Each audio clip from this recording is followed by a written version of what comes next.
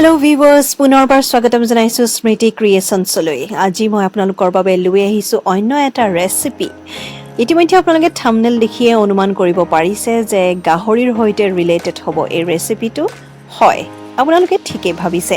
মই আজি গাহৰি মাংস বনাই দেখুৱাম, কিন্তু এবিধ টেঙা মই ব্যৱহাৰ কৰিম এই ৰেচিপিটোত। আপোনালোকে হয়তো ভাবিছে বাঁহৰ গাজ। বাঁহৰ গাজেৰে নহয়, টেঙা মৰাৰ গুটিৰেও নহয়, বা ঔটেঙাৰেও নহয়। তেনেহ'লেনো কোনবিধ সেই টেঙা জানিবলৈ মোৰ এই ভিডিঅ'টো শেষলৈ চাব লাগিব। আৰু যদি মোৰ এই ভিডিঅ'টো আপোনালোকে ভাল পাইছে তেনেহ'লে লাইক, শ্বেয়াৰ আৰু ছাবস্ক্ৰাইব কৰিবলৈ নাপাহৰিব। তেনেহ'লে আহক আমি আৰম্ভ কৰোঁ এই ৰেচিপিটো।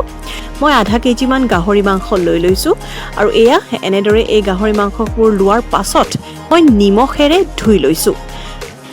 প্ৰথমে এটা পেষ্ট বনাই ল'ম। সেই পেষ্টটো হৈছে পিঁয়াজ, আদা, নহৰু আৰু শুকান জলকীয়াৰ। মই পিঁয়াজখিনি কেঁচা পিঁয়াজে লৈছোঁ, ভাজি লোৱা নাই। আৰু পেষ্টখিনি বনাওঁতেও মই সম্পূৰ্ণকৈ পিচি লোৱা নাই, অলপ এনেদৰে পিঁয়াজৰ টুকুৰাসমূহ ৰাখিছোঁ। তাৰ পাছত এখন কেৰাহী মই গৰম কৰি লৈছোঁ, বহুত বেছি গৰম কৰি লৈছোঁ। কাৰণটো হৈছে মই এটোপালো তেল ব্যৱহাৰ নকৰাকৈ এই ৰেচিপিটো ৰান্ধিম। হয়, আপোনালোকে ঠিকেই দেখিছে আৰু ঠিকেই শুনিছে। কেনেকৈনো ৰান্ধিম আহক দেখুৱাওঁ। এই কেৰাহীটোত এতিয়া কেৱল তেলৰ পিচবোৰ এনেদৰে দি দিব, এপিচ এপিচকৈ ধুনীয়াকৈ দি দিব। তাৰ পাছত অকণো লৰচৰ নকৰিব, তেনেদৰে থাকিবলৈ দিব কেৰাহীখনত। আৰু 1-2 মিনিট যেতিয়া পাৰ হ'ব সময়, তেতিয়া দেখিব খুব ধুনীয়াকৈ সেই তেল পিছৰ পৰা তেলবোৰ ওলাই আহিছে। এয়া চাওক কিমানখিনি তেল ওলাই আহিছে। চকুৰ সন্মুখতে আপোনালোকৰ মই এটোপালো তেল ব্যৱহাৰ কৰা নাছিলোঁ, দেখিছিলেই। আৰু এতিয়া চাওক কিমান তেল ওলাই গৈছে। যেতিয়া অলপ অলপকৈ এই তেলসমূহ ওলাই আহিব, তেতিয়া এই মাংসৰ পিচবোৰ আপোনালোকে লুটিয়াই দিব। কাৰণ হাই ফ্লেমত যিহেতু আছে, সেই মাংসৰ পিচবোৰ জ্বলি যোৱাৰ চান্স থাকে। তাৰ পাছতে আমি এতিয়া দি দিম বাকী থকা মাংসখিনি। বাকী থকা মাংসখিনি দিয়াৰ পাছত অলপ সময় ভাজিব লাগিব, ৰঙচুৱাকৈ ভাজিব লাগিব। এইবাৰ আপোনালোকে দি দিব আন্দাজমতে নিমখ। আৰু তাৰ পাছতেই মই দি দিম যিখিনি পিঁয়াজৰ পেষ্ট বনাই লৈছিলোঁ, সেই পেষ্টখিনি।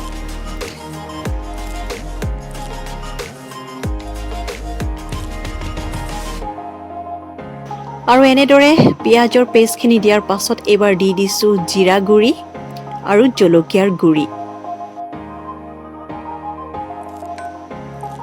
মই হালধি ব্যৱহাৰ কৰা নাই, কিন্তু আপোনালোকে হালধিৰ গুড়িও দিব পাৰে। আৰু এই মছলাখিনি দিয়াৰ পাছত অলপ সময় ভাজিব লাগিব। তাৰ পাছত ঢাকোন লগাই দিব আৰু সিজিবলৈ দিব।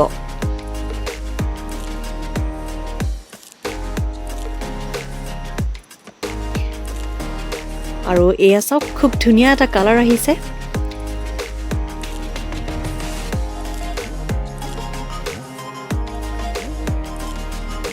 তাৰ পাছত আকৌ অলপ সময় ভাজিব লাগিব। মছলাখিনি যেতিয়ালৈকে ধুনীয়াকৈ ভজা নাযায় তেতিয়ালৈকে অলপ সময় ভাজিব লাগিব। আৰু এতিয়া আমি পানী দিম, অলপমান পানী দি দিম যাতে মছলাবোৰ জ্বলি নাযায়। তাৰ প্ৰতি লক্ষ্য ৰাখিয়ে আমি অলপ পানী দি দিম। পানী দিয়াৰ পাছত এনেদৰে মছলাখিনি খুব ধুনীয়াকৈ যেতিয়া মাংসত লাগি ধৰিব, তেতিয়া পুনৰ আমি ঢাকোন লগাই দিম আৰু অলপ সময় কম জুইতে সিজাম।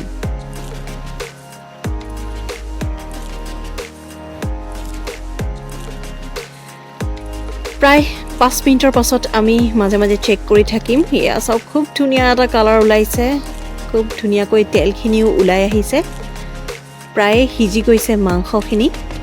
আৰু যেতিয়া 80% মান এই মাংসবোৰ সিজি যায়, তাৰ পাছত আমি ইয়াত দি দিম লাই শাকৰ পাত।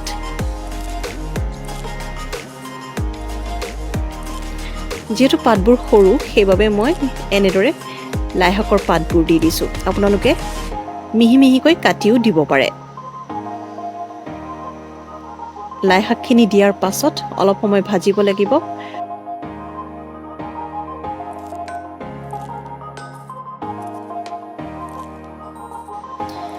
প্ৰায় মাংসখিনি ৰেডি হৈছেগৈ আৰু এইবাৰ মই ব্যৱহাৰ কৰিম সেই টেঙাবিধ। এয়া হৈছে কেঁচা আম। হয়, কেঁচা আমেৰেও গাহৰি মাংস ৰান্ধিব পাৰি। যিহেতু এতিয়া কেঁচা আমৰ বতৰ, কেঁচা আম অকণমান ৰুকি লৈ এনেদৰে গাহৰি মাংসত দিয়াৰ পাছত অলপ সময় লৰাব, অলপ সময় ৰান্ধিব লাগিব আৰু 1 মিনিটৰ বাবে ঢাকোন দি ৰান্ধিব লাগিব মাংসখিনি। 1 মিনিট হৈ গ'ল আৰু আমাৰ মাংসখিনি ৰেডি। কিন্তু ৰ'ব, লাষ্ট এটা বস্তু দিবলৈ বাকী আছে আৰু সেয়া হৈছে ভোট জলকীয়াৰ তেল। শেষত আমি ভোট জলকীয়াৰ তেল দি গৰম গৰম ভাতৰ লগত কেঁচা আমেৰে ৰন্ধা গাহৰি মাংস পৰিৱেশন কৰিম আৰু অকণমান ধনিয়াৰে গাৰ্নিছ কৰি দিছোঁ এই মাংসখিনি। তেনেহ'লে আপোনালোকেও ঘৰত ট্ৰাই কৰক আৰু কমেণ্ট কৰি মোক জনাওক কেনেকুৱা পালে কেঁচা আমেৰে গাহৰি মাংস।